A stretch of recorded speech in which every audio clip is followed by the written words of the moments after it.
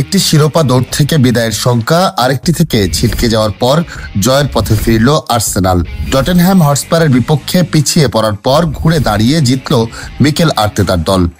Emirates স্টেডিয়ামে বুধবার রাতে প্রিমিয়ার লিগের ম্যাচটি 2-1 গোলে জিতেছে স্বাগতিকরা। গত 1 জানুয়ারি ব্রেন্টফোর্ডকে হারিয়ে বছরের শুরুটা দারুণ করে আর্সেনাল। তারপর থেকে ব্যর্থতা যেন জেঁকে ধরে তাদের। 8 দিনে সব প্রতিযোগিতা মিলিয়ে 3টি ম্যাচে খেলে জিততে পারেনি একটিও। তবে এবার দারুণ পারফরমেন্সে ব্যর্থতার জাল ছিঁড়তে পারল গানাররা।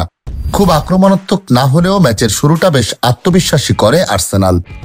এর মাঝেই ম্যাচের 25তম মিনিটে দুর্ভাগ্যবশত পিছিয়ে পড়ে মিকেল আর্তেতার দল।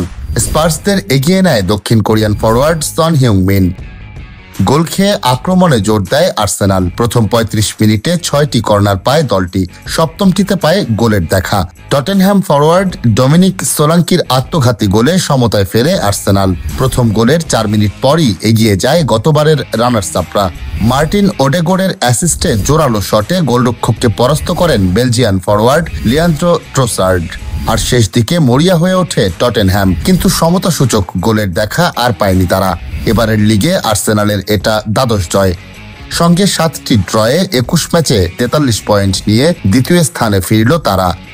21 ম্যাচে 7 জয় ও 3 ড্রয়ে 24 পয়েন্ট নিয়ে 13 নম্বরে আছে টটেনহ্যাম।